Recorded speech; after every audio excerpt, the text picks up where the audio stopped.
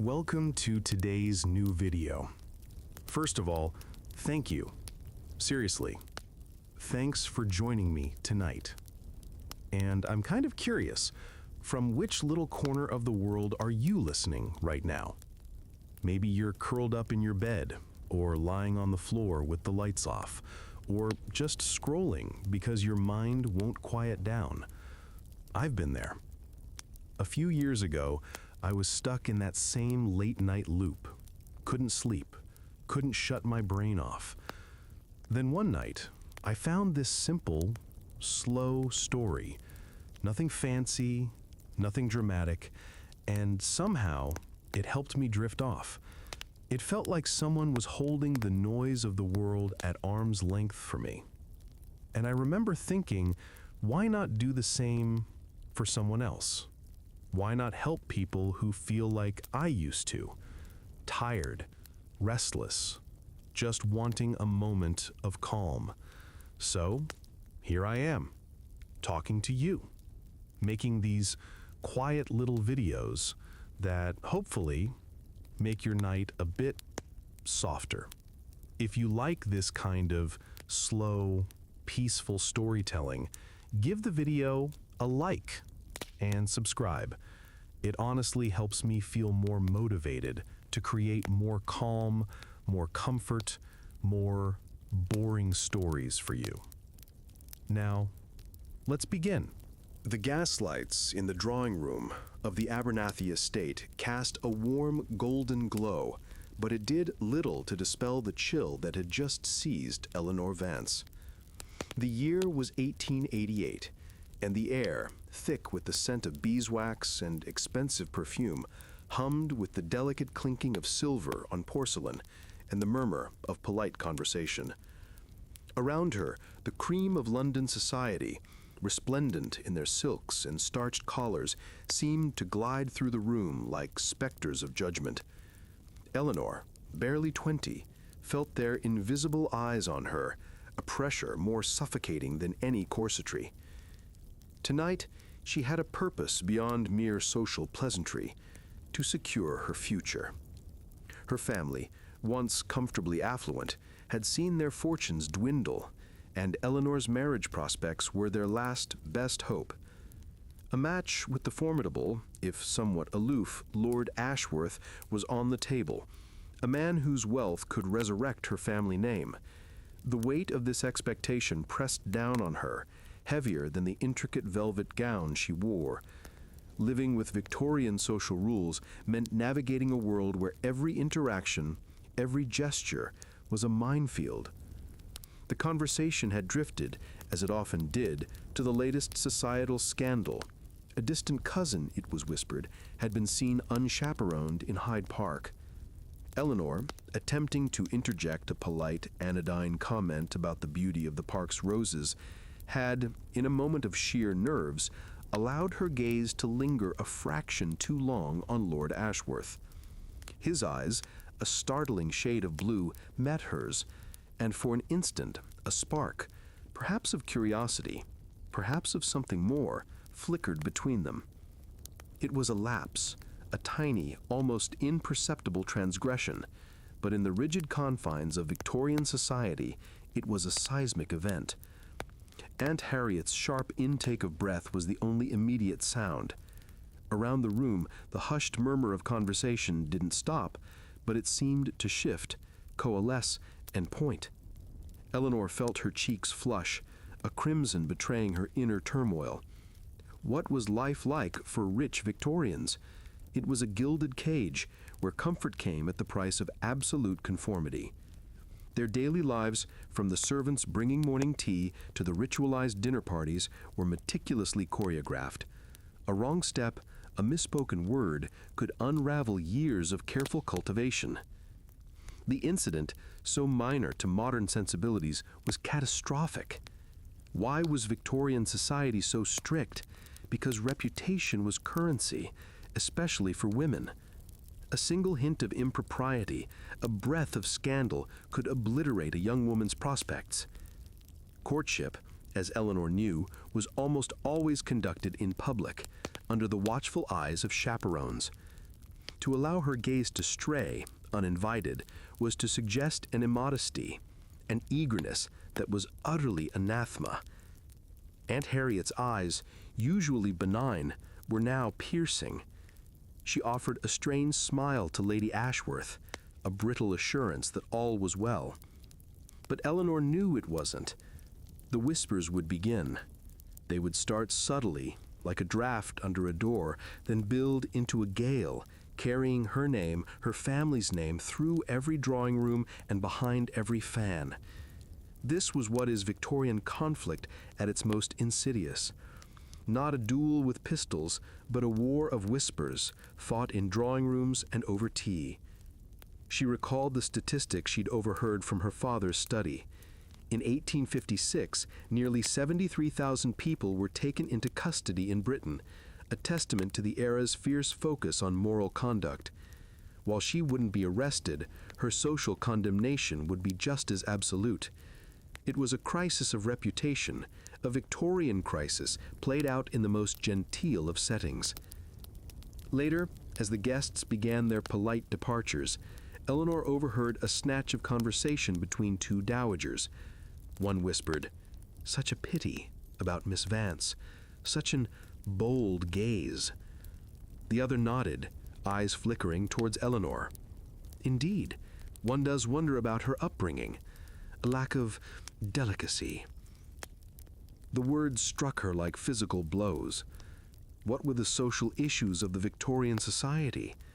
Beneath the veneer of respectability, there was a brutal undercurrent of judgment, a constant policing of behavior, especially for women. The London Foundling Hospital case studies, often discussed in hushed tones, showed how crucial ideals of respectability and honor were to even securing a proper marriage.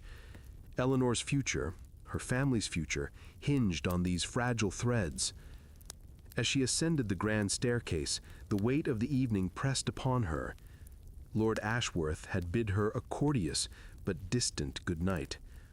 The flicker of curiosity she'd seen in his eyes was gone, replaced by an impenetrable politeness. The drawing room, once a state. The first hint of dawn, a pale whisper of gray at the tall windows, found the Abernathy household already stirring, though no master or mistress had yet opened an eye. Below stairs, a symphony of hushed efficiency had begun hours earlier. Coals, newly stoked, glowed in kitchen grates. Scullery maids scrubbed last night's grease from copper pots, their movements precise and practiced. Footmen, their liveries crisp even in the pre-dawn chill, moved like silent phantoms, carrying ewer after ewer of steaming hot water, fetched from vast kettles, up the winding staircases. This was the invisible engine of privilege, the unseen labor that oiled the gears of what was life like for rich Victorians. Before the sun properly cleared the horizon, a housemaid, light-footed and barely audible, would have slipped into Eleanor's bedchamber. A fire, laid the night before, would be coaxed to life in the ornate grate, chasing away the morning chill. A delicate china tea set, complete with freshly brewed Earl Grey and a sliver of lemon, would be placed on the bedside table, often accompanied by a small, perfectly baked biscuit. All this, a silent ballet, while Eleanor still dreamt, wrapped in layers of cashmere and linen. Eleanor, like all women of her standing, rarely stirred before this ritual was complete. The faint aroma of wood smoke and hot tea was her true alarm clock.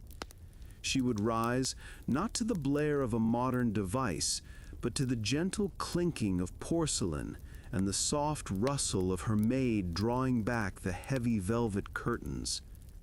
The world outside, a bustling London street, was still a distant hum, kept at bay by thick glass and even thicker walls.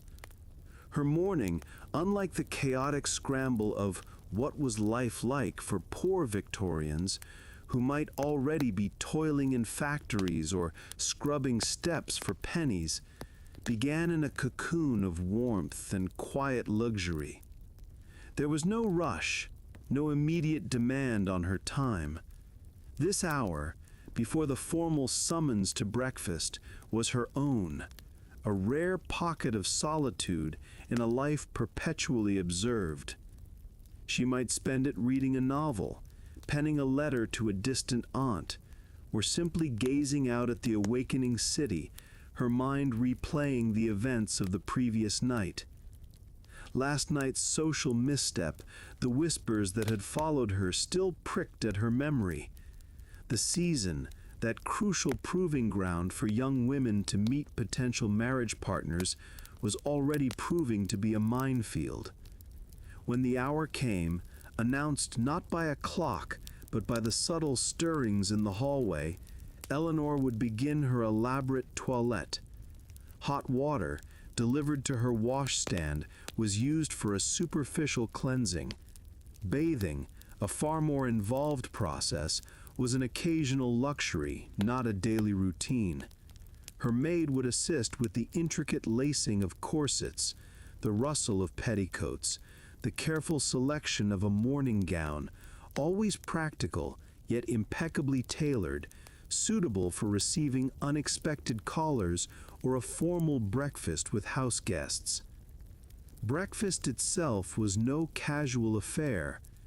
Downstairs, in the grand dining room, the table would be laden with a spread fit for royalty. Platters of eggs, bacon, kippers, deviled kidneys, toast, preserves, and coffee. It was a formal occasion, a gathering often shared with house guests or extended family, presided over by Lord and Lady Abernathy. Conversation, though polite, was always guarded. Living with Victorian social rules meant every interaction, even within the family, was governed by a strict, unspoken code. One might discuss the weather, the latest news from the continent, or local gossip, but never anything too personal, too revealing. The facade of propriety, once donned, remained firmly in place. After breakfast, the household scattered, each member to their assigned duties. Lord Abernathy would retire to his study to review correspondence or attend to business matters. The gentlemen guests might discuss politics, retire to the smoking room, though smoking in public, especially before dark, was highly frowned upon, or prepare for a ride. For Eleanor and the other ladies, the day unfolded differently. The strict division of gender roles was a cornerstone of Victorian society in Great Expectations and in real life. Eleanor would be expected to pay social calls, to study music, to engage in needlework, or perhaps to oversee the household accounts, though the actual heavy lifting was done by the housekeeper. The morning hours were a finely choreographed dance, a constant negotiation between personal desires and public expectations. Even in the gilded cage of her privilege, she felt the constant weight of scrutiny, the invisible hand of propriety shaping every moment. The whispers from last night still clung to her, a phantom beyond the hushed sanctity of the breakfast room, where the clinking of porcelain and polite murmurs faded with the last sip of tea. The true social day began. For Eleanor, as for countless women of her station, it was an intricate performance, a meticulously rehearsed ballet of social obligation and subtle power plays. This wasn't merely about exchanging pleasantries, it was about navigating a minefield where every step, every gesture, and every carefully chosen word could either elevate or shatter one's standing. This was what it was like to live with Victorian social rules at their most exacting. The linchpin of this complex system was a seemingly innocuous piece of pasteboard. The calling card. More than just a name, it was an envoy, a declaration of intent, a silent emissary carrying 100 unspoken messages. To ignore its existence was social suicide. To misuse it, an act of war. A woman like Eleanor, freshly attired and chaperoned, would embark on a carefully planned circuit of calls, her carriage a mobile command center. Her mission? To leave her card, perhaps exchange a few carefully chosen words, and then, crucially, to observe. The rules were ironclad, laid out in the era's ubiquitous etiquette manuals like Eliza Lavin's 1888 Good Manners, which dictated everything from dinner party invitations to the proper length of a conversation. A married woman called on another married woman. An unmarried woman did not call alone. Visits were confined to specific hours, usually between 3 and 5 in the afternoon, after lunch but before tea, a precious window of social opportunity. To arrive outside these hours was to commit an unpardonable faux pas, a loud declaration of ignorance or worse, disrespect. The very air around these social rituals crackled with potential Victorian conflict. Imagine the scene. Eleanor's carriage would pull up to a grand townhouse. The footman, impeccably uniformed, would dismount and knock. If the lady of the house was at home, a decision often made by the butler based on who was calling, Eleanor might be admitted to the drawing room. Here, the true performance began. Conversation, as per the manuals, was to be general and polite, avoiding anything controversial or overly personal. Opinions on politics, religion, or any of the social issues of the Victorian society that plagued the poor and marginalized were strictly off limits. The purpose wasn't genuine connection, but the affirmation of shared status, the subtle re-establishment of social bonds. But the most potent power of the calling card lay in its return, or lack thereof. Eleanor would leave her card, perhaps two, if she was calling on a married woman with an adult daughter. The onus then fell upon the hostess. If the call was returned within a week, it signaled acceptance, approval, a continuation of the social dance. If not, the message was stark, chilling. An unreturned call was a public snub, a declaration that the caller was deemed unworthy, unsuitable, or simply unwanted. It could ignite a silent feud, torpedo a burgeoning friendship, or even, for a young woman hoping to make a suitable match, damage her reputation beyond repair. For a young woman, particularly during the social season, these calls were fraught with immense pressure. This was what was life like for rich Victorians, where every social interaction was a step in a larger strategy. Her prospects, her entire future, could hinge on the precise execution of these seemingly trivial acts. Courtship, we know, was almost always conducted in public, chaperoned and observed. The social calls were the groundwork, the quiet negotiations that preceded any serious romantic overtures. To be deemed socially undesirable was to be rendered invisible in the marriage market. The terror of an unreturned call, the fear of an ill-timed visit, these were not exaggerated anxieties. They were the very real stakes in a society obsessed with propriety, where reputation was currency, and missteps were recorded in the collective memory like indelible ink. It highlights Why was Victorian society so strict? Because strictness was a mechanism of control, a way to maintain order and reinforce class distinctions in a rapidly changing world. In 1856, Britain saw 73,240 people taken into custody, a staggering number, reflecting the era's relentless focus on moral conduct and social control.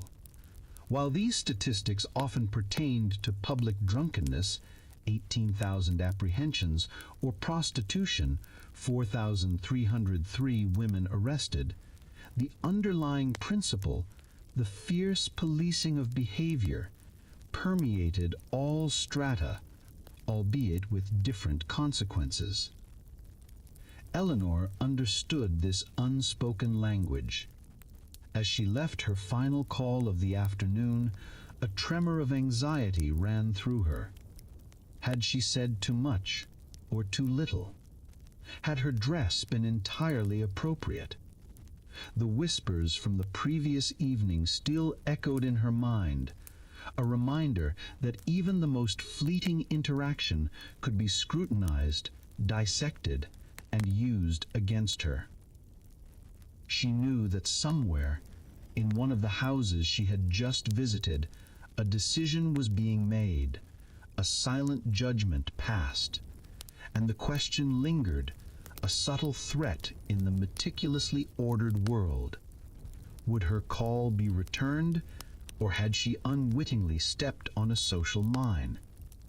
The answer would shape not just her week, but potentially her destiny. Eleanor's anxieties, though real and pressing within her gilded cage, were a luxury the vast majority of Victorian society could not afford. While she fretted over returned calls and perfectly starched lace, another world, utterly entwined with hers yet profoundly separate, toiled in the shadows.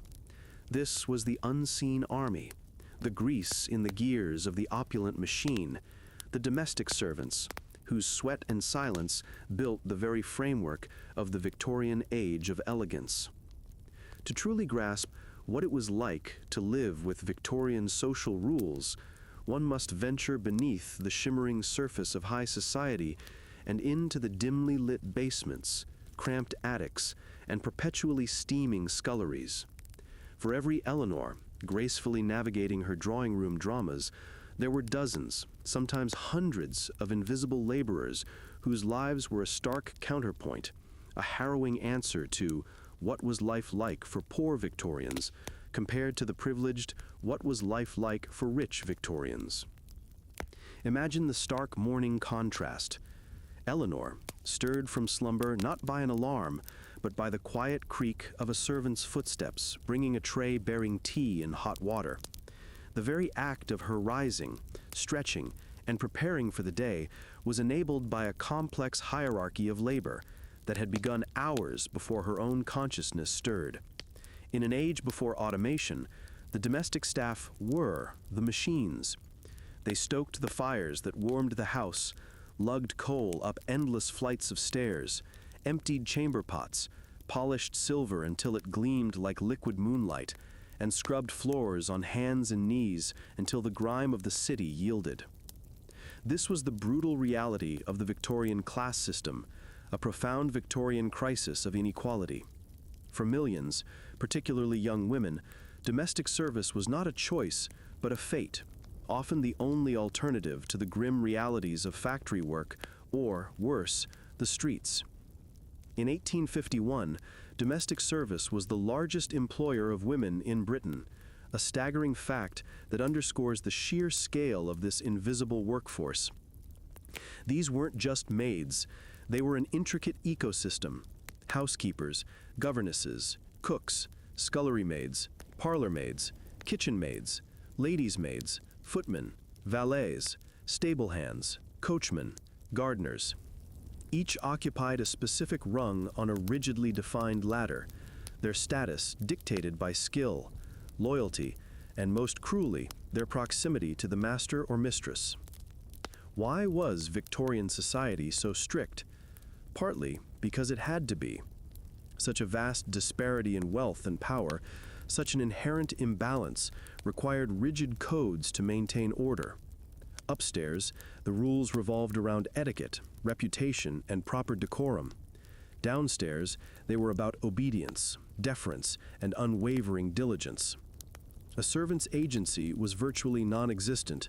Their day began before dawn and ended long after their employers had retired. Mealtimes were dictated by the bell from upstairs. Sleep was snatched in small, exhausted fragments. A single mistake, a dropped plate, an unpolished shoe, a moment of perceived insolence could lead to immediate dismissal, casting them into the abyss of unemployment and destitution. The downstairs world was a theater of constant scrutiny, a stark answer to what were the social issues of the Victorian society. Privacy was a forgotten luxury. Servants lived in communal spaces, their movements monitored, their personal lives often non-existent. Romance, if it blossomed, was a dangerous distraction. Children, particularly in larger households, rarely saw their parents outside of a designated children's hour, instead being primarily raised by nannies and governesses who, while often devoted, were ultimately employees bound by strictures.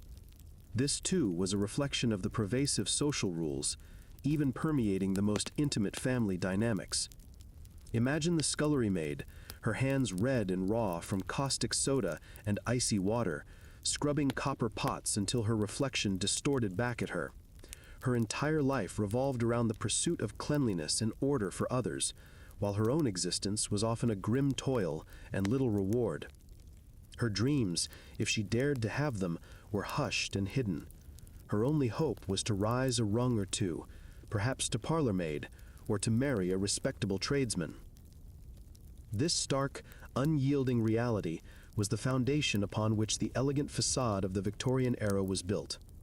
The carefully orchestrated dinner parties, the elaborate social calls, the endless rounds of visits and entertainments detailed in etiquette manuals like Eliza Lavin's 1888 Good Manners, all of it rested on the aching backs and calloused hands of these invisible laborers.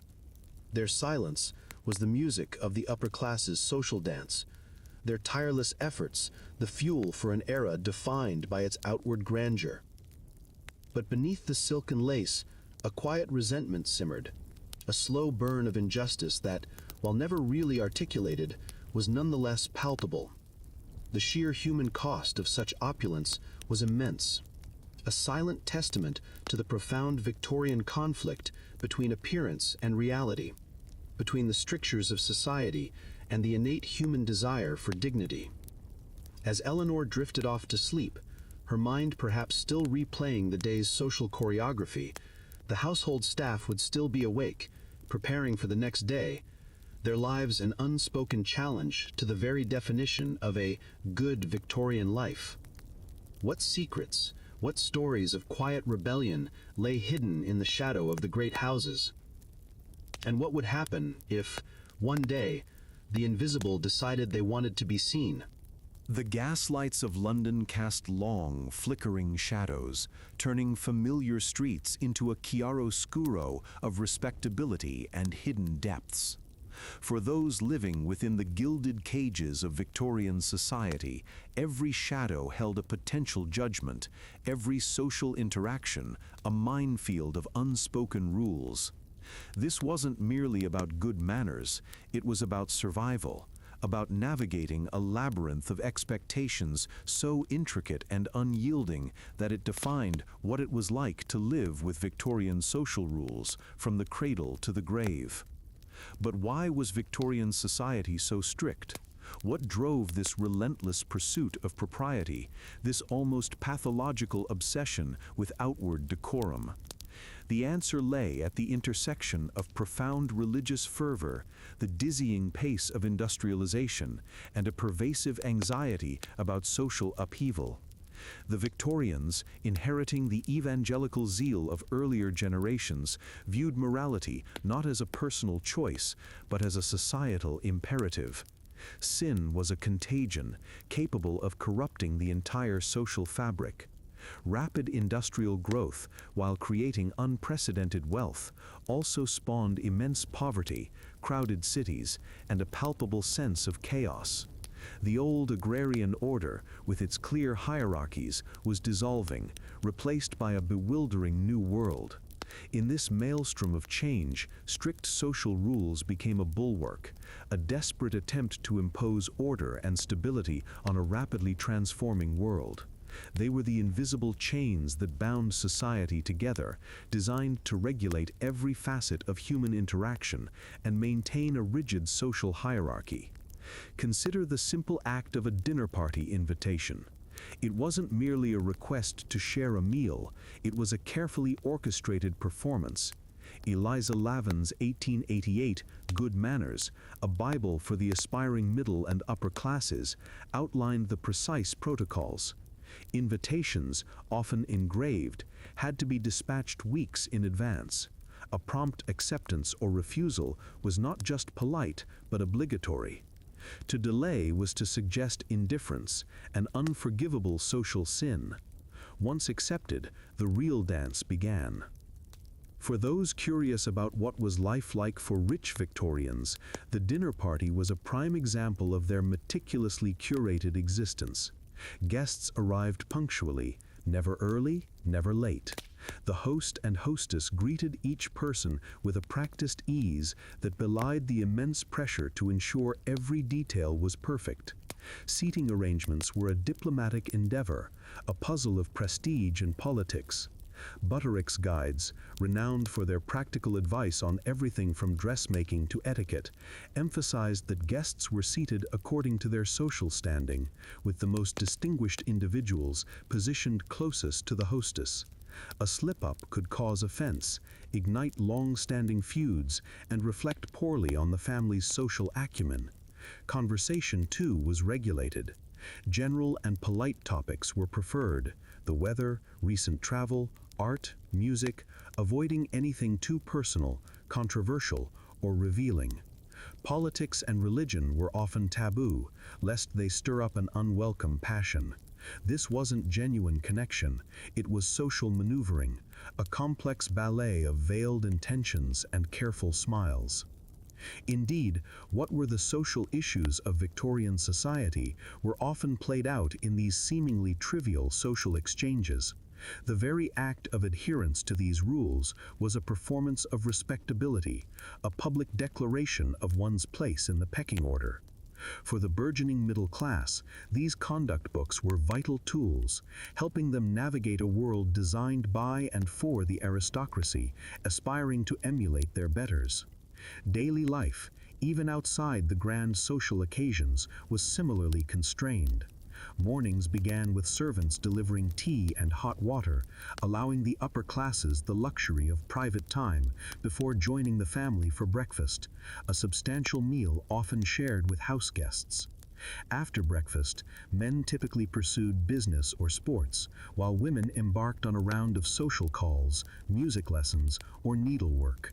Social visits required calling cards, and strict rituals governed when and how one could visit. Leaving a card for a person who was not at home was a delicate art, signifying different levels of acquaintance or intention.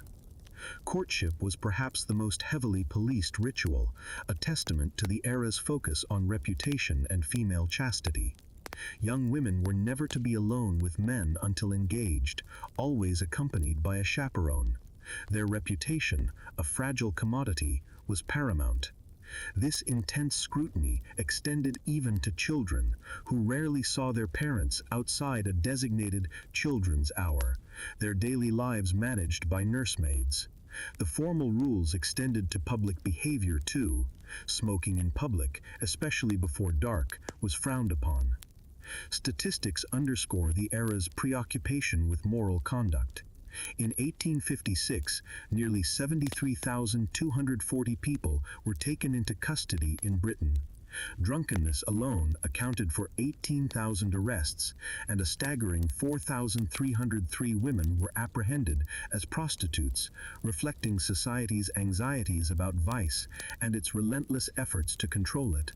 The rigid adherence to these unwritten laws created a society that, while outwardly respectable, was often inwardly fraught with tension. What is Victorian conflict was frequently an internal struggle, a battle between one's desires and society's demands. This constant vigilance, this intricate web of rules, begs a deeper question. At what cost did this order come? If respectability was the ultimate prize, how many lives were crushed under its weight? How many desires suppressed? How many genuine connections sacrificed for the sake of appearances? The Victorian era, for all its grand pronouncements of progress and morality, built its shining facade on the foundations of a human experience meticulously pruned, monitored, and policed. But even the strictest laws can breed rebellion, and sometimes the quietest acts of defiance hold the most profound power. What happens when the pressure becomes too much? When the unwritten laws are finally broken? The air crackled with a different kind of tension when it came to matters of the heart. If daily life was a meticulously choreographed dance, then courtship was a high-stakes ballet, performed under the unblinking gaze of an entire society. Here, no misstep went unnoticed, no glance uninterpreted. What it was like to live with Victorian social rules found its most potent expression in the perilous journey of young lovers, where every whisper, every shared smile was a public performance of purity. Imagine a young woman, perhaps Clara, in the year 1870. Her days were a carefully constructed tapestry of domestic duties, artistic pursuits, and social calls. Mornings, after servants had delivered her tea and hot water, might involve private reading or writing letters before joining her family for a substantial breakfast, often shared with house guests. Afternoons were for paying calls, studying music with a stern instructor, or the intricate needlework that demonstrated both skill and patience. But it was in the evenings, at dinner parties, or during the social season, that the true crucible of courtship began. Here, Clara was never truly alone. Courtship, in a world where what was life like for rich Victorians meant constant visibility, was conducted in public, always with a chaperone. A mother, an aunt, a governess, an ever-present guardian whose sharp eyes missed nothing. A young woman was not allowed to be alone with a man until the sacred announcement of an engagement. Even then, the privacy was relative. This wasn't merely a suggestion, it was an ironclad rule, enforced by the collective judgment of the community. A fleeting moment of unsupervised intimacy could shatter a reputation beyond repair.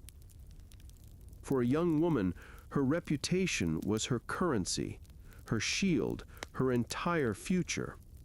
To compromise it, even inadvertently, was to invite social ostracization, to render oneself unmarriageable, a pariah. The stakes were impossibly high.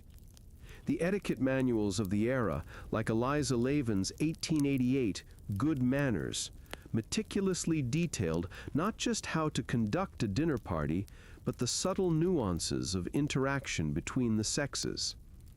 Butterick's Sewing Pattern Company, a surprising but influential source, even published guides for women navigating these treacherous social expectations. Consider the desperate pleas found within the archives of the London Foundling Hospital. These were not just institutions for abandoned children, they were also repositories of the era's starkest realities, reflecting the societal ideals of respectability, honor, and trustworthiness. Private correspondence between officials and applicants often revealed the devastating consequences of a ruined reputation, of a courtship gone awry, of promises broken under the weight of strict moral codes. These case studies, though tragic, offer a chilling glimpse into the fear that drove the constant surveillance. A woman's honor was a fragile thing, easily shattered, almost impossible to repair. This wasn't just about avoiding overt scandal. It was about managing every subtle signal, the correct distance to stand, the appropriate duration of a glance, the permissible topics of conversation. All were meticulously governed. What was the social life like in the Victorian era? It was a minefield of unspoken rules, particularly for the unmarried. A simple walk in the park, a visit to an art gallery, even an evening at the opera, transformed into a highly stylized performance where every action was weighed against the unforgiving scales of propriety. Why was Victorian society so strict? The answer lies in a deeply ingrained fear of social disorder, a belief that moral laxity would unravel the very fabric of society. The sheer number of arrests for public drunkenness in 1856, 18,000 people, and the 4,303 women arrested as prostitutes, illuminate a society grappling with its own perceived moral decay. This stringent control over courtship was a desperate attempt to maintain order, to ensure the purity of the family unit, and to uphold the rigid class distinctions that defined the age. The relentless pressure to conform, the constant threat of a ruined name, created a unique tension in the pursuit of love. It bred a kind of romantic caution, where genuine affection had to navigate a labyrinth of societal expectations. But even in this highly regulated environment, human hearts found ways to yearn, to connect, and sometimes to break the rules. But what happened when the facade of purity inevitably cracked? What happened when genuine desire clashed with the unyielding demands of an unforgiving society? And for those who dared to defy the rules, what became of their love, their lives, and their legacy? The consequences were often severe, shaping the very definition of what it meant to live and to love in the Victorian age. In a world where every handshake, every glance, every whispered word was meticulously choreographed, it was perhaps inevitable that the youngest members of Victorian society would also be swept into the rigid current of conformity. The children of the age were not spared. Their innocence, rather than being a shield, became yet another canvas upon which the era's fervent piety and strict social codes were painted. To understand what it was like to live with Victorian social rules, one must look beyond the drawing rooms and ballrooms and peer into the hushed nurseries and tightly controlled schoolrooms.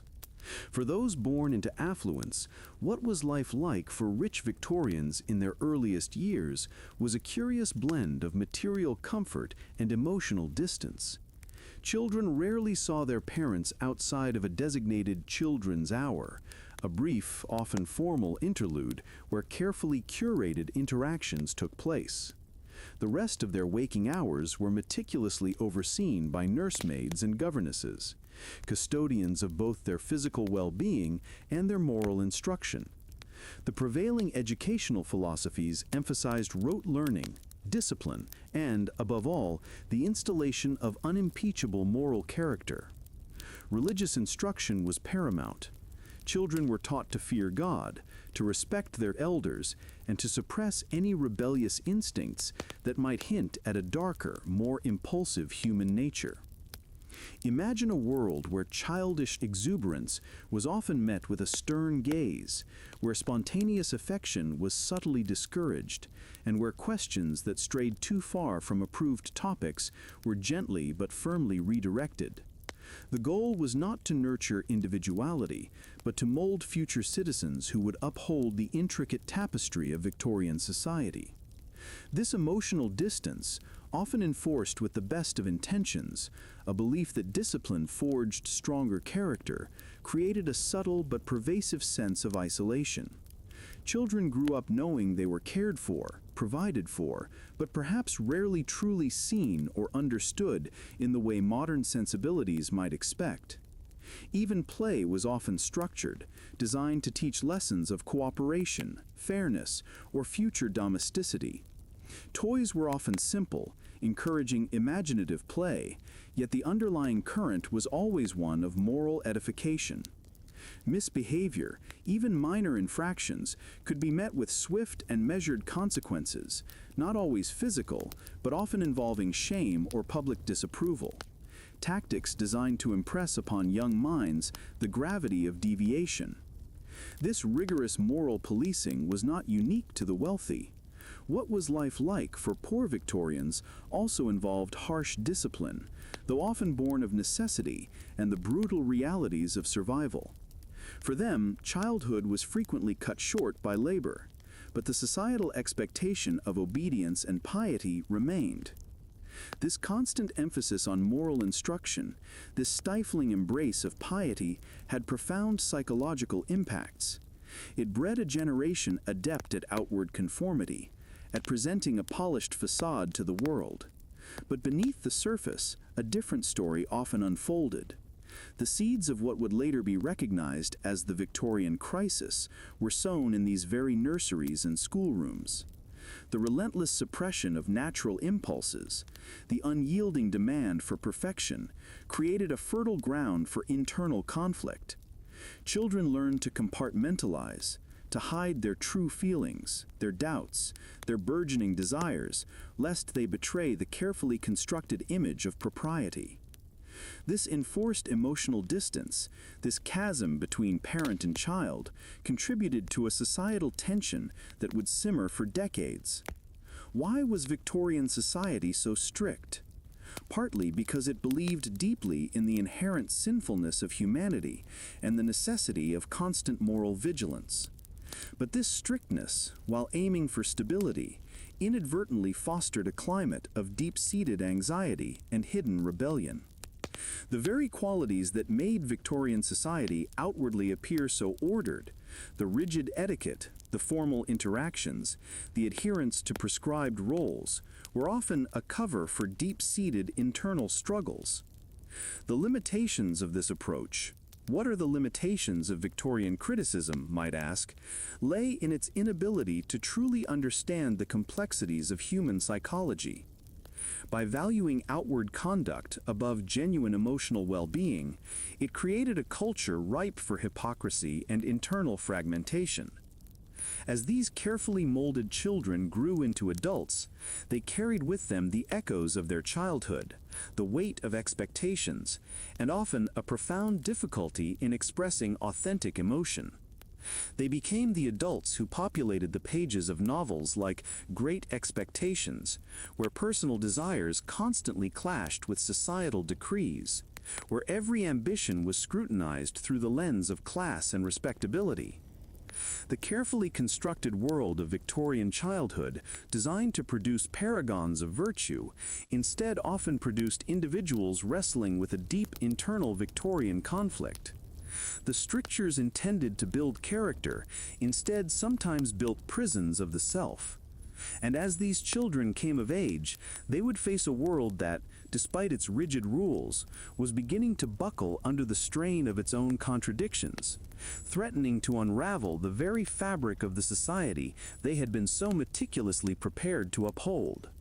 The gilded cages of the drawing rooms and the meticulously manicured gardens where children learned to curtsy and men exchanged polite, meaningless pleasantries were but one fragile layer of the vast, complex, and often brutal tapestry of Victorian life. Beneath the rustle of silk dresses and the clinking of teacups lay a world of stark, unforgiving reality. A realm where the very air was thick with the scent of poverty, disease, and desperation. This was the dark underbelly of a society obsessed with respectability, a place where what it was like to live with Victorian social rules took on a horrifying new meaning. while what was life like for rich Victorians involved an intricate dance of social calls, grand dinners, and meticulously chaperoned courtships, the lives of the vast majority were a relentless struggle for survival. The sprawling, smoke-choked cities, monuments to industrial progress, were also breeding grounds for squalor. Tens of thousands crammed into decaying tenements where families of 6 or more often shared a single, airless room. Sanitation was an alien concept. Open sewers ran through narrow alleys, mixing with industrial waste and human refuse, creating a virulent cocktail that guaranteed the spread of cholera, typhoid, and tuberculosis. These were the grim, unspoken social issues of the Victorian society, ignored by polite conversation, yet tearing through communities with ruthless efficiency.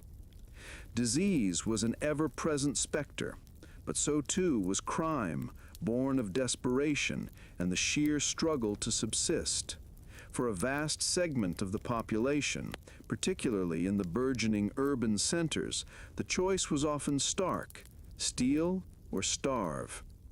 The justice system, far from a beacon of fairness, was a blunt instrument of social control, a reflection of the era's profound moral panics and anxieties about the erosion of order. Consider the chilling statistics from 1856. 73,240 people were taken into custody in Britain alone. Imagine that number, a population larger than many towns, funneled into the unforgiving maw of the Victorian legal machine. The gender breakdown itself is telling: 45,941 males and 27,209 females, highlighting the differing pressures and expectations placed upon each sex.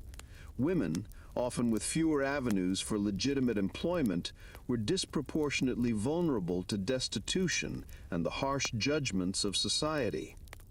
One crime, above all others, haunted the Victorian conscience and filled its gales: drunkenness.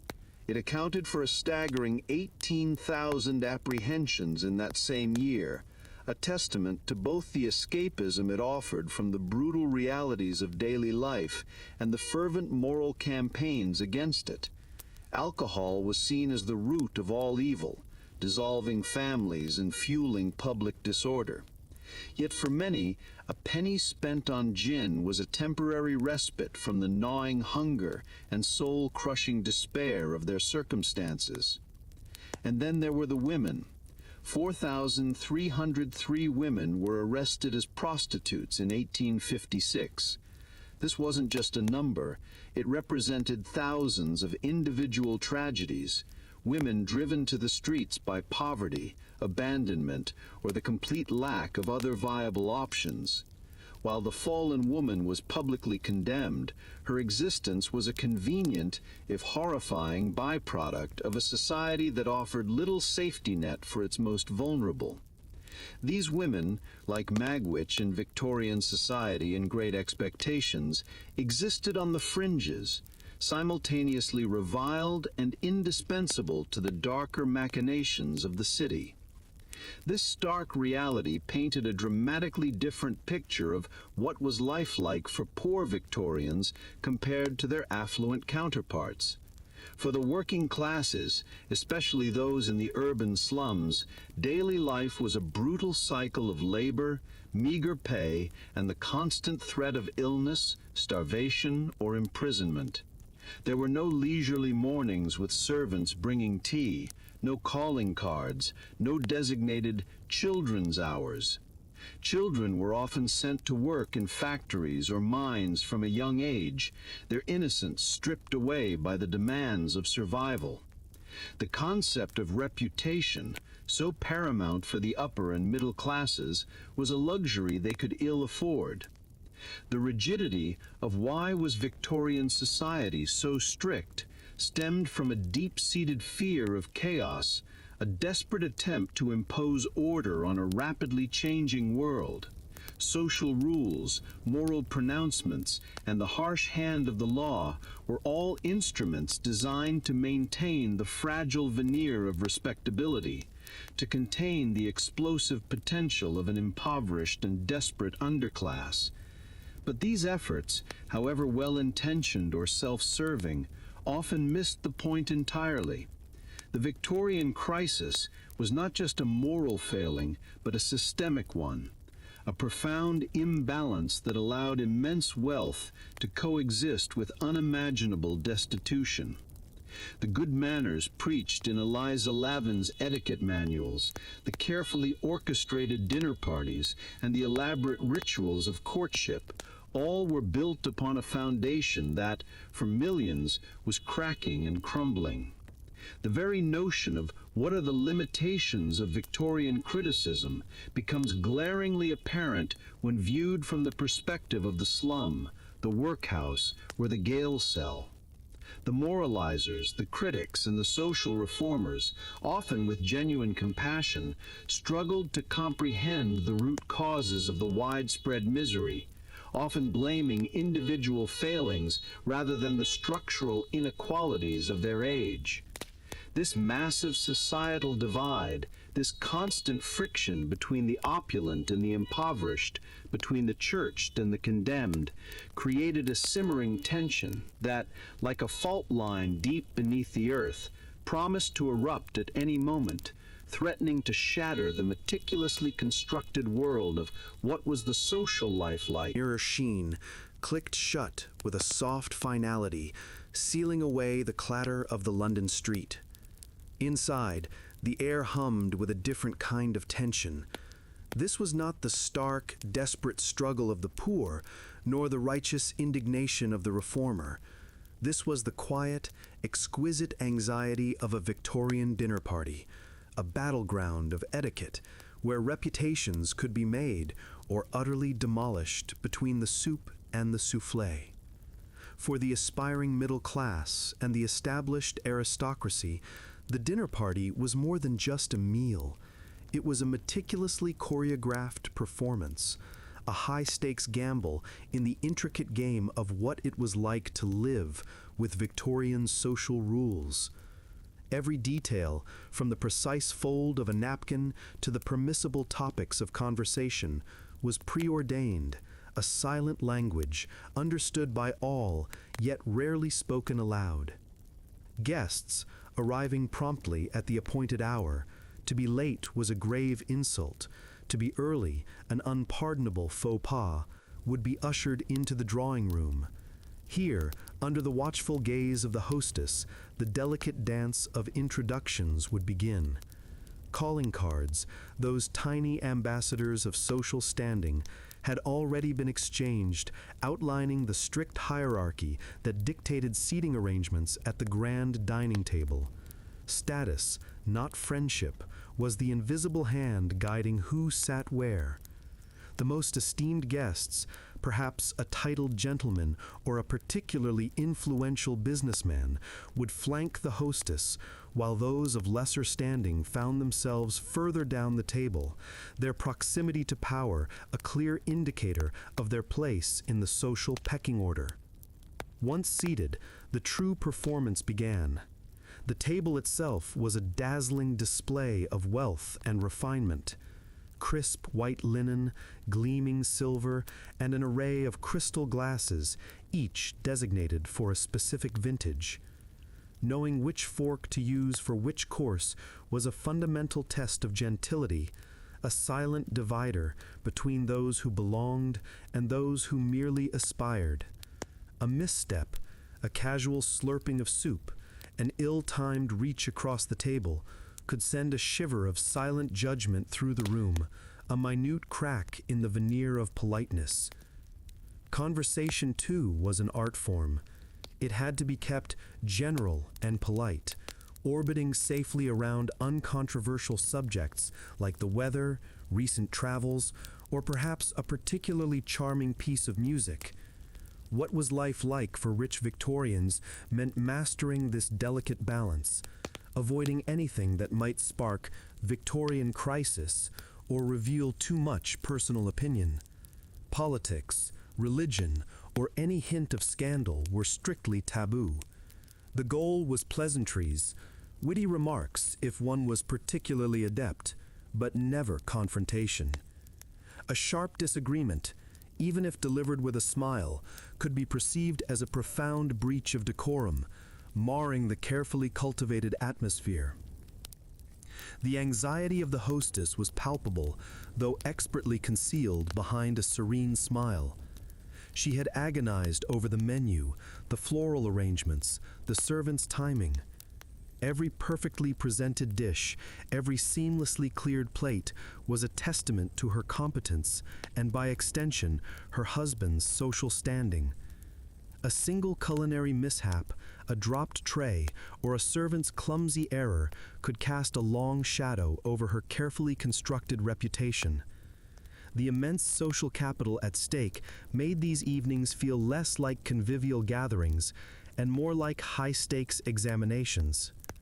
Meanwhile, guests engaged in their own silent judgments, their eyes subtly cataloging the quality of the china, the freshness of the flowers, the competence of the staff. These observations, often unspoken, would be dissected and discussed in drawing rooms across London the following day. It was an unspoken network of evaluation, a continuous assessment of who was truly of society and who was merely pretending. This pervasive scrutiny, this constant awareness of being judged, was a central component of why was Victorian society so strict. Beneath the polite smiles and carefully chosen words, hidden dramas unfolded. Unspoken rivalries simmered, flirtations bloomed under the shelter of shared glances, and silent battles for social supremacy were waged with every perfectly timed anecdote or subtly disparaging remark. The theatrical nature of social life, like in the Victorian era, ensured that every interaction was a performance, every gesture laden with meaning. As the evening wore on, the gentlemen would eventually retire to the smoking room, leaving the ladies to their own, equally constrained conversations. Smoking in public, especially before dark, was frowned upon, so this retreat was a brief respite from the strictures of mixed company. But even here, rules prevailed, though slightly relaxed. Gratuities to servants, particularly during country visits, were a social burden, yet expected, another hidden cost of maintaining one's position. The dinner party, far from being a relaxing affair, was a microcosm of Victorian society itself, rigid, hierarchical, and relentlessly performative. It was a space where the invisible threads of class, reputation, and moral standing were woven into every interaction, shaping not just the evening, but the very fabric of one's existence. And as the final course was cleared and the carriages were called, the silent judgments had been rendered, the social ledger updated. For those who had navigated the evening flawlessly, a victory. For those who had stumbled, a lingering sense of unease, a quiet dread about the whispers that might follow. The curtain had fallen on one act, but the drama of social life, with its triumphs and its cruel defeats, was far from over. The clinking of porcelain and the murmur of polite conversation faded with the last spoonful of kippers and tea. Breakfast, often a grand affair shared with house guests or the extended family, marked a crucial pivot in the Victorian day. For a brief hour, the household, from patriarch to youngest child, might share a communal space, a fleeting tableau of domestic harmony. But once the table was cleared, the invisible walls that defined Victorian society and the very core of what it was like to live with Victorian social rules slammed back into place, enforcing a stark, almost theatrical division of spheres. For men, the morning heralded a departure from the domestic. The streets outside, once quiet, now buzzed with purpose. Carriages rumbled, hansom cabs clipped, and the determined stride of gentlemen echoed through cobbled lanes. Whether to the counting house, the law courts, or the bustling exchanges of commerce, men were expected to venture forth, to engage with the world of business and finance that fueled the empire. For the leisured upper classes, the morning might instead be dedicated to sport. A bracing ride on horseback, a round of shooting, or a visit to a gentleman's club where newspapers were devoured and politics debated amidst the haze of cigar smoke. This was their domain, their public stage, a world of ambition, competition, and the constant striving for status that defined what was life like for rich Victorians. Women, however, faced a radically different landscape. Their mornings unfolded almost entirely within the confines of the home or the tightly circumscribed social circles deemed appropriate. The very idea of a respectable woman engaging in paid work, unless driven to dire poverty, was anathema, a sign of societal failure. Instead, their days were meticulously structured around the art of domestic management and social presentation. A significant portion of this involved the ritual of paying calls. Armed with calling cards, small, stiff rectangles bearing their name and address, women embarked on a carefully choreographed circuit of visits. These weren't spontaneous drop-ins. Strict rules dictated when and how one could call, how long one stayed, and the precise etiquette of leaving a card to indicate one had visited in absence. For the host, receiving visitors required an equally meticulous performance, a display of domestic order and social grace. Beyond these social duties, a Victorian lady's day might be filled with intellectual or artistic pursuits, studying music, practicing an instrument, or engaging in intricate needlework, often producing elaborate tapestries or delicate lace. These were not mere hobbies. They were skills cultivated to demonstrate refinement, patience, and suitability for marriage. The home, therefore, became her kingdom, her stage, her entire universe. This rigid demarcation of roles created a profound Victorian conflict within the very heart of familial relationships. Husbands and wives, though sharing a roof and raising children, often led lives of stark divergence. Their shared experiences were limited, their understanding of each other's daily realities often superficial. The husband, immersed in the cutthroat world of industry and commerce, might find his wife's preoccupation with calling cards and embroidery trivial. The wife, constrained by the expectations of domesticity, might perceive her husband's world as distant, even incomprehensible. It was a societal structure that bred emotional distance, an invisible chasm between spouses that few dared or even knew how to bridge. Even the next generation experienced this division acutely. Children, especially in affluent households, rarely saw their parents outside of a designated children's hour.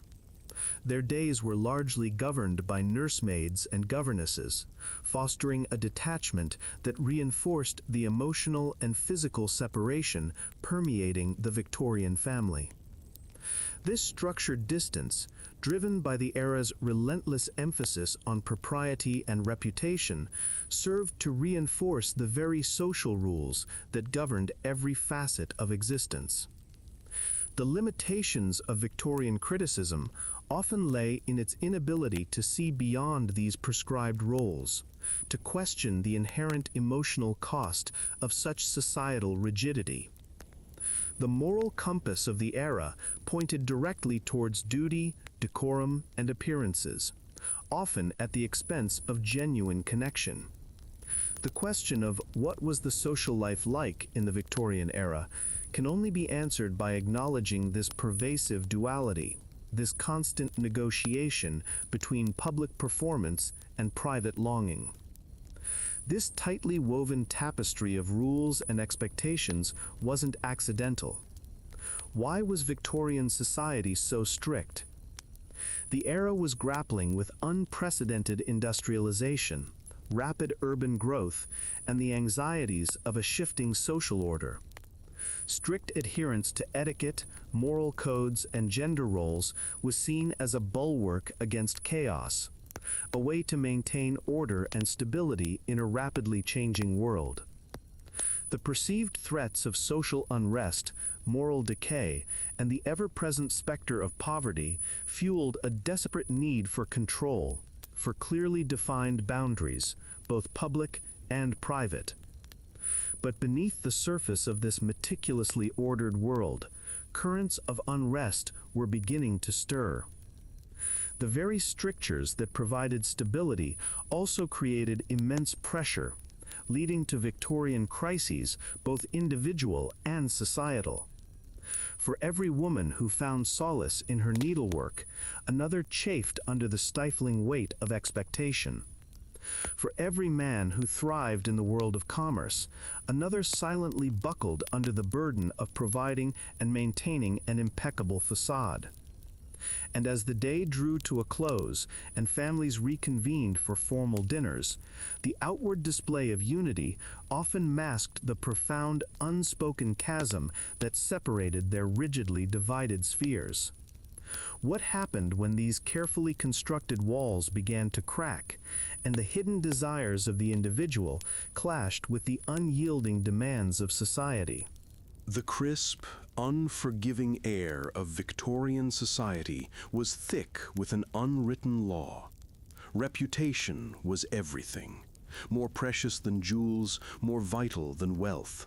A good name was the invisible currency that granted access to polite society, to a comfortable life, even to love itself. To lose it was to forfeit one's very existence within the gilded cage of respectability, particularly for women. What it was like to live with Victorian social rules was, in essence, to live in a constant state of performance, where every gesture, every word, every subtle deviation from the prescribed path was scrutinized. Imagine the tremor of fear that ran through a woman's heart at the mere whisper of impropriety. A misplaced smile, a conversation too long with an unmarried man without a chaperone, a moment of unseemly exuberance. Any of these could ignite the slow-burning fuse of scandal. The stakes were impossibly high. For a man, a professional misstep might be recoverable. A financial blunder could be overcome. But for a woman, a single breath of rumor, however unfounded, could shatter her future into irreparable fragments. This wasn't merely social awkwardness, this was social death. Why was Victorian society so strict? The answer lay in a complex web of religious conviction, class anxiety, and a pathological fear of moral decay. With industrialization bringing rapid change and an expanding urban underclass, the established order felt perpetually threatened. Rigid moral codes became a bulwark against perceived chaos, a desperate attempt to maintain control in an increasingly unpredictable world. For rich Victorians, maintaining an impeccable facade was paramount, a silent declaration of their worth and stability. Their opulent homes, their meticulously curated social lives, their adherence to an exhaustive list of etiquette rules, from the proper way to present a calling card to the exact timing for evening visits, were all part of this elaborate display. Consider the detailed, almost ritualistic nature of daily life. Mornings began with servants delivering tea, followed by hours of private pursuits before the grand event of breakfast. Men engaged in business or sports, while women embarked on a dizzying schedule of social calls, needlework, or music lessons. Courtship was a public spectacle, always chaperoned, ensuring that young women were never alone with a potential suitor until an engagement was announced. Children, meanwhile, existed in a separate realm, glimpsing their parents only during a brief children's hour, their upbringing delegated to nursemaids. Every aspect of social life in the Victorian era was choreographed to minimize risk and maximize propriety. But this rigid structure exacted a terrible human cost. What was life like for poor Victorians? For them, the struggle for basic survival often pushed the boundaries of respectability, making the judgment of society even more crushing. If a middle-class woman stumbled, she fell into disgrace. If a working-class woman faltered, she could fall into destitution, into the very streets that respectable society so vehemently condemned. In 1856, out of 73,240 people taken into custody in Britain, 27,209 women were arrested. Drunkenness, a common vice across classes, led to 18,000 apprehensions. But tellingly, 4,303 women were arrested as prostitutes, reflecting society's swift, unforgiving labeling and the limited choices available to those who transgressed. The fear of public disgrace was a weapon wielded with devastating precision. Etiquette manuals, such as Eliza Lavin's 1888 Good Manners, were not merely guides. They were instruments of social control, dictating everything from dinner party invitations to acceptable conversation topics. These volumes, alongside popular conduct books, were devoured by the aspirational middle class, all eager to avoid the slightest social misstep. The omnipresent gaze of society, whether through a neighbor's gossip or the moralizing tone of the press, enforced conformity through a chilling blend of fear and shame. This constant vigilance fostered a Victorian conflict between outward presentation and inner desire. Characters in literature, like those in Victorian society in Great Expectations, navigate this treacherous landscape, their fates often sealed by a breath of scandal or a carefully guarded secret. The question arises, what are the limitations of Victorian criticism when applied to the vulnerable? How truly moral was a society that offered little to no redemption, that cast out individuals based on rumor or a single, often desperate act? The unforgiving nature of the age left an indelible mark. It created a society obsessed with appearances, where the mask of respectability was often more important than genuine virtue. And for those who dared to defy its unspoken rules, or were simply unlucky enough to become its target, the consequences were devastating. Their lives became cautionary tales, their names erased from polite conversation, their futures irrevocably lost to the chilling power of a ruined reputation. But what happened when this rigid system began to crack under the weight of its own hypocrisy, and the silenced voices of the outcast found a way to be heard? The fog that clung to the Kentish marshes wasn't merely weather. It was a character, a thick, damp shroud over the very soul of England, and especially over the humble beginnings of Philip Pirrip, or Pip, as he was forever known. From the bleak gravestones of his family, where he first encountered the terrifying escaped convict Magwitch, Pip's journey would become a meticulous blueprint of what it was like to live with Victorian social rules, a narrative that perfectly encapsulated the era's grand ambitions and crushing hypocrisies. Dickens, with a master's touch, didn't just tell a story, he opened a window into Victorian society in Great Expectations, revealing its rigid class structures, its obsession with appearances, and the raw, often brutal mechanics of social mobility. Pip's aspirations, born from a casual cruelty at Satis House and fueled by the mysterious hand of a secret benefactor, were not just personal dreams. They were the very heartbeat of the Victorian crisis, the struggle between inherited status and earned fortune, between superficial gentility and true character. To understand Pip's world is to understand a society perpetually teetering on the edge of its own contradictions. What was life like for poor Victorians? For Pip, it meant the suffocating confines of the forge, the coarse hands of Joe Gargery, and the constant fear of his sister's temper. It meant a future seemingly predestined to be as grimy and predictable as the soot on a blacksmith's anvil.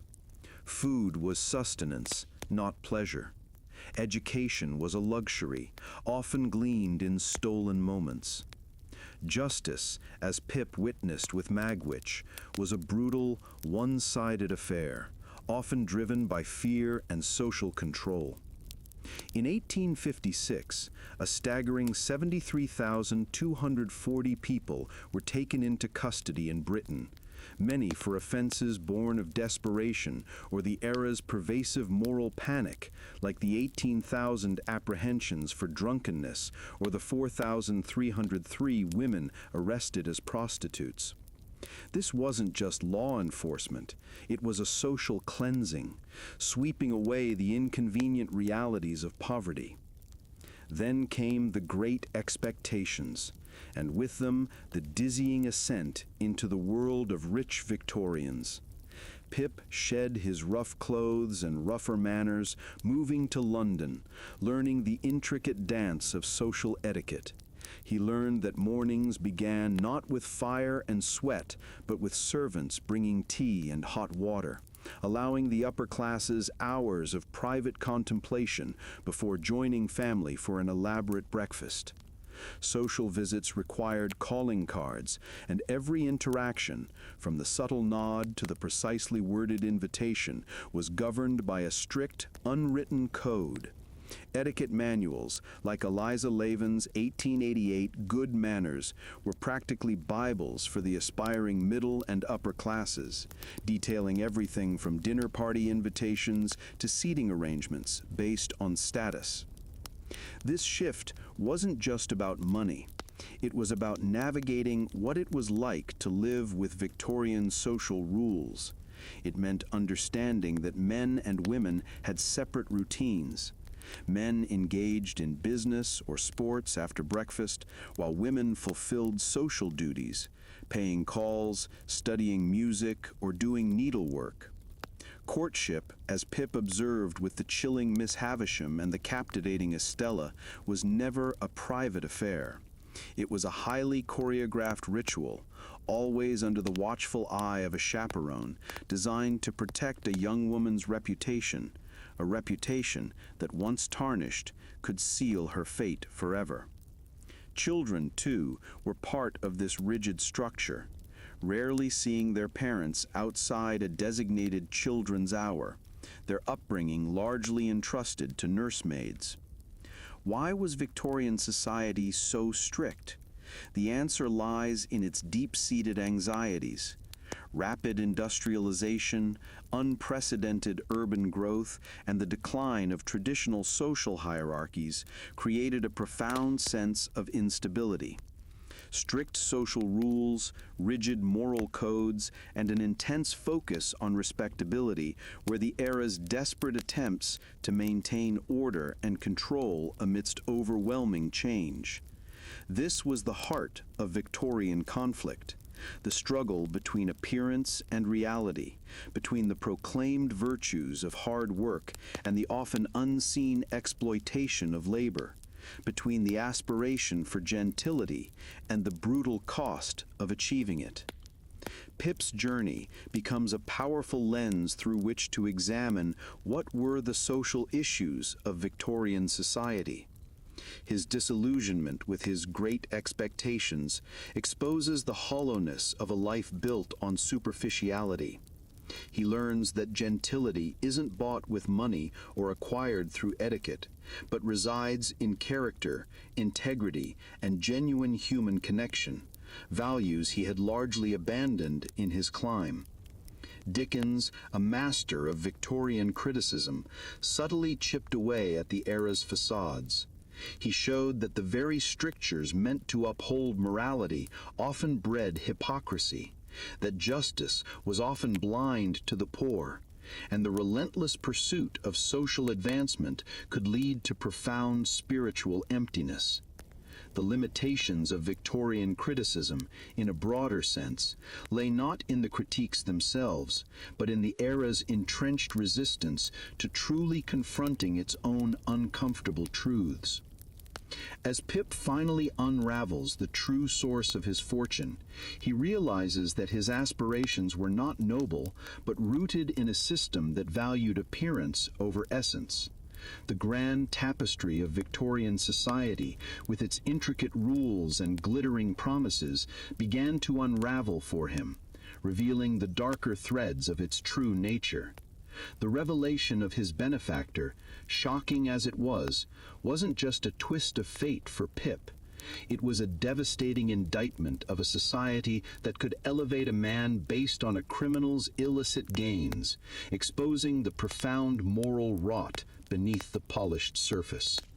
But what would Pip do with this brutal truth? And what would it cost him to truly become a gentleman? Not in the eyes of society, but in the depths of his own soul. The polished veneer of Victorian society, so meticulously constructed and rigidly enforced, often obscured a seething undercurrent of discontent.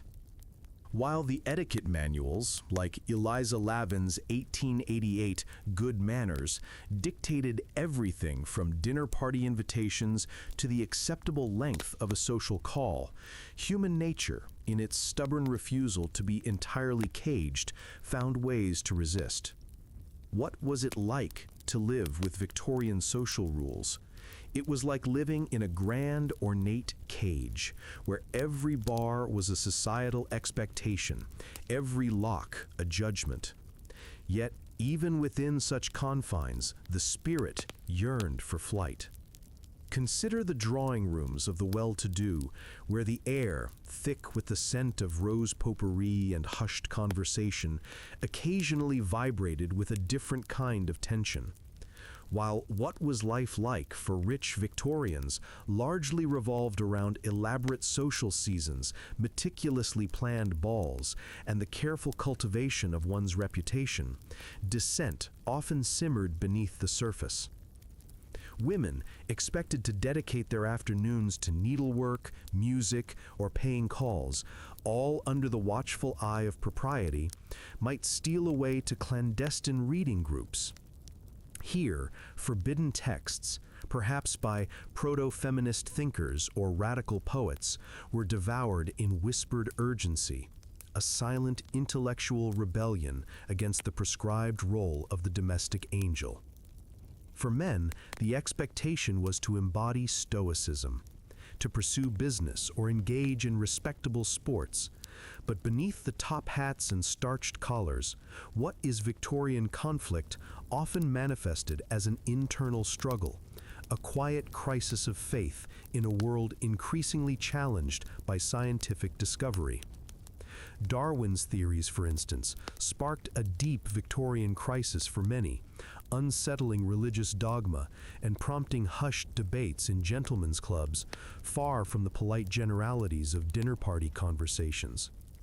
These intellectual challenges, though often framed as scholarly discourse, were fundamentally acts of defiance against an established order that preferred comforting certainties to uncomfortable truths. The stark contrast with what was life like for poor Victorians further highlighted the cracks. For them, survival itself was a rebellion. Every scrap of food earned, every hour toiled in the unforgiving factories, every moment spent battling disease in overcrowded tenements was a testament to a spirit that refused to be extinguished. While the middle and upper classes fretted over the precise placement of calling cards and the appropriate time for smoking in public, frowned upon before dark, especially for women, the working class grappled with endemic social issues: rampant poverty, abysmal sanitation, and unchecked crime. The statistic of 73,240 people taken into custody in Britain in 1856, with a staggering 18,000 apprehensions for drunkenness, speaks volumes about the desperation brewing in the underbelly of society. This wasn't subtle rebellion. It was often raw, desperate, and tragically punished.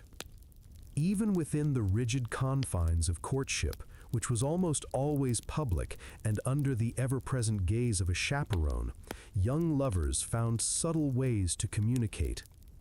A lingering glance, a shared smile that lasted a fraction of a second too long, a carefully chosen flower in a bouquet. These were the micro-rebellions against a system that treated marriage as a social and economic transaction rather than a union of hearts. The case studies from the London Foundling Hospital, detailing correspondence where respectability, honor, and trustworthiness were paramount, revealed the immense pressure to conform. But even in these formal exchanges, hints of individual desire and personality would occasionally peek through the polite formalities. Art, too, became a canvas for quiet defiance. While much of Victorian art glorified domesticity and moral rectitude, certain artists began to push boundaries. The pre-Raphaelite Brotherhood, for instance, with their intense realism and challenge to established artistic conventions, were, in their own way, questioning the aesthetic and moral strictures of their time. Their rejection of academic norms, initially met with scorn, was a quiet but potent blow against the perceived infallibility of the status quo. These were not grand revolutions, but persistent, nagging questions, like the persistent drip of water on a stone. What was the social life like in the Victorian era? It was a meticulously choreographed dance, but sometimes a dancer would miss a step or improvise a new one, however slight. Why was Victorian society so strict? It was born of a desire for order, a fear of chaos in an age of unprecedented change. But this very strictness bred a counter-reaction, a yearning for authenticity that the polished facade could not contain. The limitations of Victorian criticism, as seen through this lens, lay not in its ability to diagnose societal ills, but in its inherent difficulty in implementing true systemic change when every aspect of life was so interwoven with appearances and hierarchy. As Pip wrestled with the brutal truth of his benefactor, the moral rot beneath the gilded surface of Victorian society in Great Expectations became blindingly clear. His struggle was not just personal, it was a microcosm of the era's deeper unrest. The question for him, and for the countless individuals caught in the web of Victorian rules, was not if the facade would crack, but how much more pressure it could withstand before the subtle rebellions beneath exploded into something undeniable, something that would shake the very foundations of their world. The whispers were growing louder. As the whispers, once easily dismissed as the fanciful musings of a few eccentrics, were indeed growing louder. The carefully constructed edifice of Victorian life, for all its imposing grandeur and seemingly unshakable foundations, began to show hairline cracks. No era, however rigid, however convinced of its own eternal truth, lasts forever. Even the iron grip of what it was like to live with Victorian social rules was loosening, not with a sudden cataclysm, but with the insidious erosion of new ideas, new questions, and a burgeoning refusal to accept the old answers. For generations, the middle and upper classes had meticulously followed the dictates of propriety. Mornings began with the rustle of servants bringing hot water and tea, followed by hours of private reading or correspondence before the social day truly commenced. Breakfast was a formal affair, often shared with house guests, a prelude to a day of prescribed activities, men to their business or sports, women to their calls, their music lessons, their needlework. Every interaction, from the exchange of calling cards to the carefully orchestrated seating arrangements at dinner parties, reinforced a rigid hierarchy and an unyielding commitment to decorum. Courtship was a public spectacle. chaperoned within an inch of its life, reputation paramount. Children rarely saw their parents outside a designated children's hour. It was a world of order, of predictable rhythms, a comfort to those who benefited from its structure. Yet beneath this veneer of stability, a restless energy brewed. The very strictness that defined Victorian society in Great Expectations, the suffocating emphasis on appearance over substance, inevitably fostered a counter-reaction. The era of unquestioning faith, of blind adherence to tradition, was beginning to wane. One of the most profound shifts was in the realm of intellect and science. Darwin's On the Origin of Species, published in 1859, didn't just spark academic debate, it sent shockwaves through the very core of religious belief. The idea that humanity was not uniquely created, but had evolved, challenged centuries of dogma. This wasn't merely a scientific theory, it was a Victorian crisis of faith, forcing individuals to grapple with their place in a universe suddenly stripped of its comforting, divinely ordained narrative. Clergymen preached against it, parents shielded their children from it, but the seed of doubt, once planted, was impossible to eradicate. Simultaneously, the nascent feminist movement began to chip away at the patriarchal bedrock. For too long, women, especially those in the middle and upper classes, had been confined to the domestic sphere, their education often limited to accomplishments designed to make them more marketable wives. Their voices, when heard, were typically through their husbands or fathers. But a growing chorus of women refused to be silenced. Figures like Florence Nightingale, who revolutionized nursing, and the early suffragettes, who dared to demand the right to vote, exemplified this burgeoning defiance. They questioned the very fabric of what was life like for rich Victorians, asking why intelligence and capability were so often dismissed based on gender. The idea of the new woman, independent and educated, was emerging, unsettling the delicate balance of gender roles that had defined the era. Beyond the intellectual and gendered challenges, the stark realities of what was life like for poor Victorians became increasingly difficult to ignore. While the upper echelons focused on their elaborate dinner parties and social seasons, the vast majority of the population endured grinding poverty, squalid living conditions, and unforgiving labor. Statistics painted a grim picture. In 1856 alone, 73,240 people were taken into custody in Britain, with drunkenness accounting for 18,000 apprehensions and thousands of women arrested as prostitutes. Harsh reflections of society's failings, not just individual moral lapses. Social reformers, writers, and artists began to shine a spotlight on these injustices, forcing the comfortable classes to confront the rot beneath their polished surface.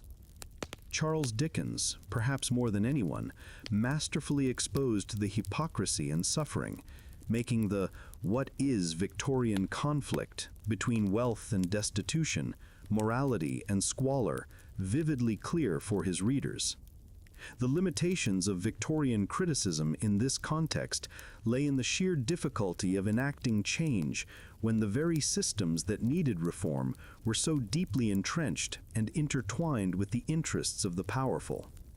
The social life, like in the Victorian era, it was, in essence, a tightrope walk between outward conformity and inward questioning. Why was Victorian society so strict? Because it was desperately trying to hold on to its perceived order in the face of unprecedented change, industrialization, urbanization, scientific discovery, and social unrest. But the pressure was mounting. The seeds of change, once dormant, were now sprouting, pushing through the rigid Victorian topsoil.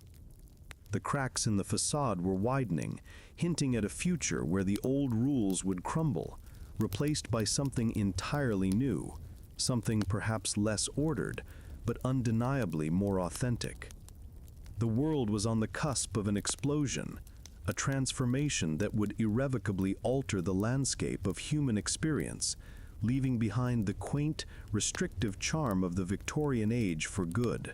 The lingering scent of lavender and starch, the rustle of stiff petticoats, the hushed politeness of drawing-room conversation, these are the ghost echoes of a world meticulously constructed, a society built on the bedrock of control and conformity. We've journeyed through the labyrinthine corridors of the Victorian age, peeled back the layers of its rigid etiquette, and witnessed what it was like to live with Victorian social rules. From the grand, glittering ballrooms where what was life like for rich Victorians unfolded in a ballet of calling cards and chaperoned courtships, to the Dickensian squalor where what was life like for poor Victorians meant a daily struggle against destitution and moral judgment, a pervasive sense of order, however artificial, reigned supreme. Our exploration began with Eleanor, a young woman hemmed in by the invisible fences of expectation. Her morning ritual, much like that of any well-to-do woman, began with servants delivering tea and hot water, a quiet hour of private contemplation before the social performance began. We saw how even the simple act of a social visit was a choreographed dance, demanding calling cards and precise timings, reflecting the era's obsessive attention to detail and status. Men, after breakfast, might engage in sports or business, while women navigated the intricate social labyrinth of paying calls, mastering musical instruments, or perfecting their needlework. Courtship, as Eleanor knew all too well, was a public spectacle, always under the hawk-like gaze of a chaperone, her reputation a fragile, priceless commodity. Children, kept at arm's length from their parents outside of a designated children's hour, learned early the hierarchies of their world. This wasn't mere quaintness, it was a system. Why was Victorian society so strict? Because it was in constant, often desperate self-preservation mode. It was a society grappling with unprecedented change, industrialization, urbanization, scientific upheaval, and its response was to double down on control. The result was a pervasive Victorian crisis, a moral panic expressed in stark statistics. In 1856, for instance, a staggering 73,240 people were taken into custody in Britain, with drunkenness accounting for 18,000 apprehensions and 4,303 women arrested as prostitutes. These numbers are not just cold data, they represent the sharp edge of a society striving to impose order on its perceived chaos, often at the expense of individual freedom. The ubiquitous etiquette manuals, like Eliza Lavin's 1888 Good Manners, or the guides published by Butterick's Sewing Pattern Company, weren't just advice, they were blueprints for existence, laying out rules for everything from dinner party invitations and seating arrangements to the acceptable topics of conversation. To deviate was to risk social ostracization, a fate often worse than death in a world so dependent on reputation and connections. This absolute adherence to convention created what is Victorian conflict, a battle not always of open revolt, but of internal struggle, of quiet rebellion, of individual wills chafing against the collective straitjacket. In our journey, we can't ignore the echoes of Victorian society in Great Expectations, where class mobility was a brutal climb, reputation was everything, and the past haunted the present with an almost tangible presence. Pip's aspirations, Estella's cold beauty, Miss Havisham's frozen tragedy, All are products of a society obsessed with status, decorum, and the crushing weight of expectation. The limitations of this era's thinking, what are the limitations of Victorian criticism, lie precisely in its inability to see beyond its own rigid framework, to acknowledge the human cost of its relentless pursuit of order. Yet paradoxically, within this very rigidity, the seeds of future freedom were sown. The intense focus on education, on infrastructure, on the very mechanics of a complex society, laid the groundwork for the advancements that would eventually dismantle the structures of control. The quiet endurance of Eleanor's generation, their subtle resistances against the pervasive shoulds and musts, the unspoken grievances that simmered beneath the polite smiles, these were not insignificant. They were the slow, almost imperceptible pressures that would eventually crack the ornate facade of Victorian society. The legacy of the Victorian age is not just one of stifling conformity, but one of resilience. The intense pressure cooker of its social rules, its relentless demands for propriety and order, forged a steeliness in those who lived through it. It taught humanity the profound cost of outward perfection and the priceless value of inner authenticity. And in that crucible of constraint, the desire for genuine freedom, for a world where one could breathe a little easier, speak a little louder, and love a little more openly, burned brighter than ever before.